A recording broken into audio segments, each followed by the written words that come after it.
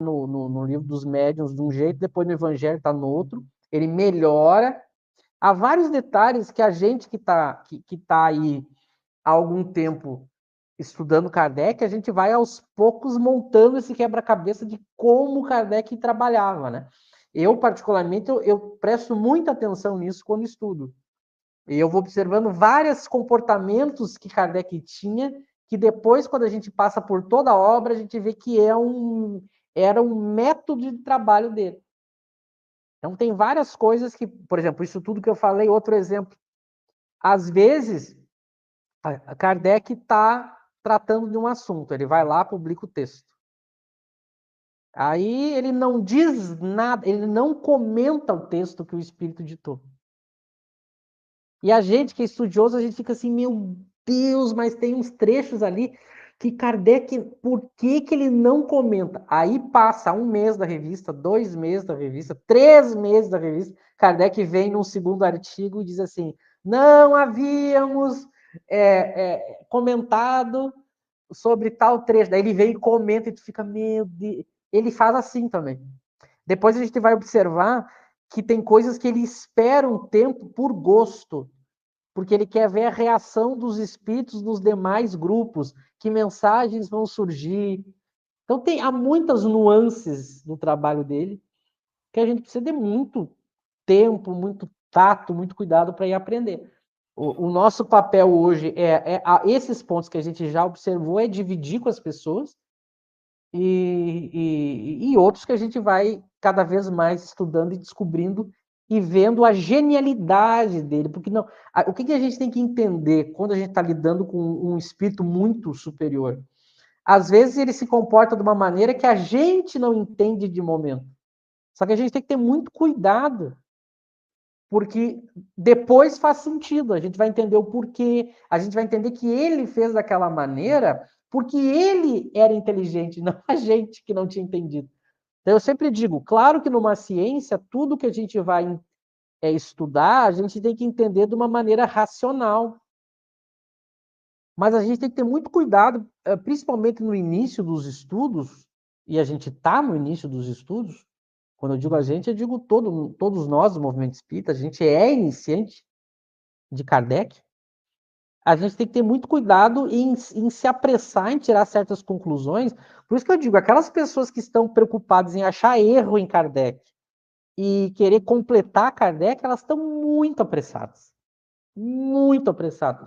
Quanto mais eu estudo, mais eu vejo que as pessoas estão muito apressadas, porque há uma razão para ele ter feito daquele jeito, ter escrito daquele jeito, que à medida que a gente vai aprofundando, a gente entende. A pessoa muito apressada, ela vai tirando conclusões, acha que faltou coisa em Kardec, e aí a gente que vai aprofundando aos poucos vai vendo, não, é muito apressado. Então, eu diria, para quem está estudando e quer estudar de uma maneira racional, tenha cuidado, não tenha pressa, duvide primeiro da sua interpretação. Duvide primeiro da sua interpretação antes de querer achar que achou um erro e que eu tenho que modificar o espiritismo. Eu sou o descobridor o grande descobridor que vi algo que ninguém viu. Cuidado. É um caminho que eu diria assim, seja cauteloso no estudo, porque o tempo e os estudiosos de Kardec têm mostrado, quanto mais a gente aprofunda, a gente vai vendo assim, não, Kardec estava certo nisso que ele fez. Né? Então, por isso, por isso que a gente resolveu fazer um pouco essa introdução. E como a gente vai entrar no livro dos Espíritos, eu poderia começar a ficar... Por exemplo, a gente entra no livro dos Espíritos e começa a comentar, não, é porque Kardec fazia assim, assim, assim. A pessoa que está nos ouvindo pela primeira vez pode achar que a gente estava inventando. Por isso que a gente quis mostrar um exemplo.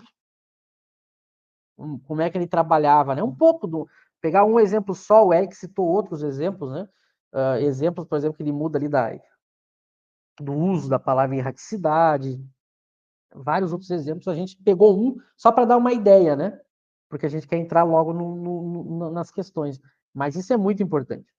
Se vocês não têm mais nada sobre isso, vamos Eu só ler a ia, continuação. Pode falar, pode falar. não, eu só ia rapidamente recomendar o Kardec Pad nesse ponto que você falou, né? Que às vezes você tem coisas que só são explicadas depois, né? E lá no Kardecpedia você tem os itens relacionados, então é muito mais, facilitou muito o estudo, né, nesse sentido, né? Mas enfim.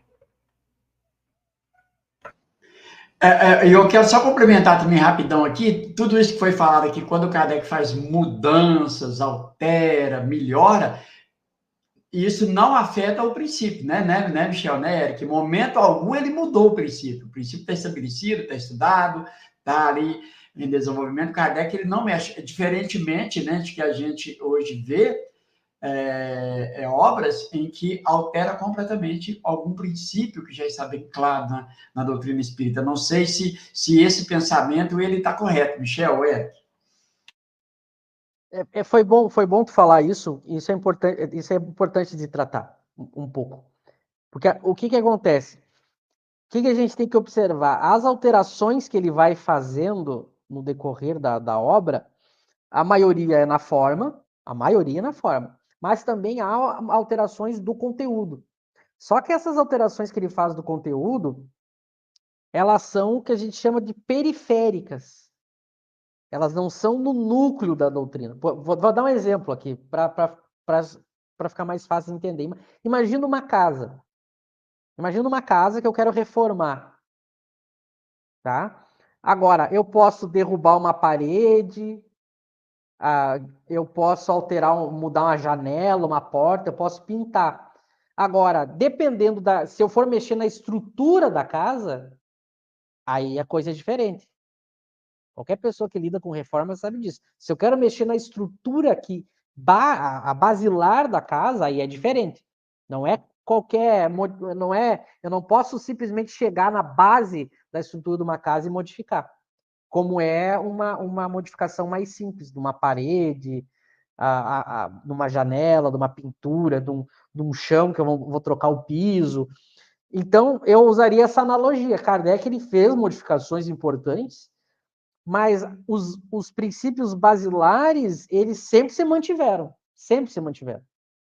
Tanto que por isso que eu procurei mostrar. Notem que, se a gente pegar a 190 e a 495, que é a mesma, notem que ele não mudou, aqui nesse caso, né? Não mudou o conteúdo. Ele aprimorou a forma. A ideia estava ali. Que há um espírito que protege um protegido, há um protegido que momentaneamente escolhe um espírito inferior. Então a ideia continua a mesma.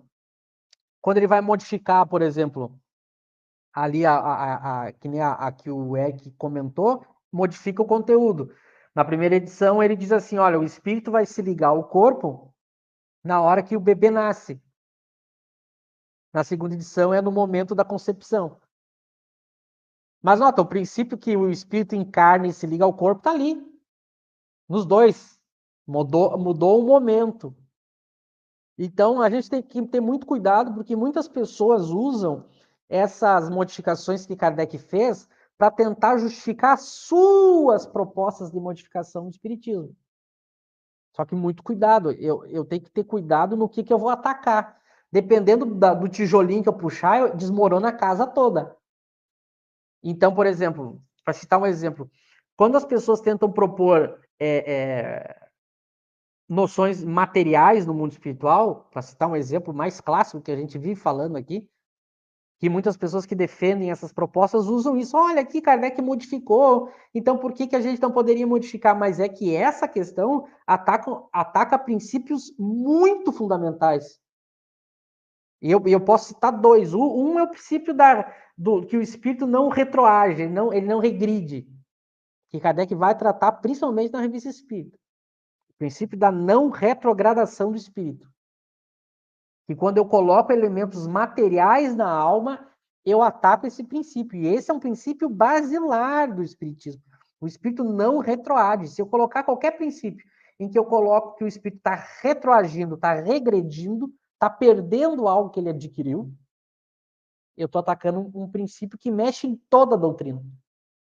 Ou, por exemplo, os espíritos são claros, o perispírito não tem órgãos. Se eu começo a colocar coisas materiais no mundo espiritual, eu estou colocando órgãos no perispírito. Então, eu peguei um ponto esses pontos que as pessoas acham que dá para modificar, elas não entendem, por não aprofundar o estudo, que muda completamente a doutrina.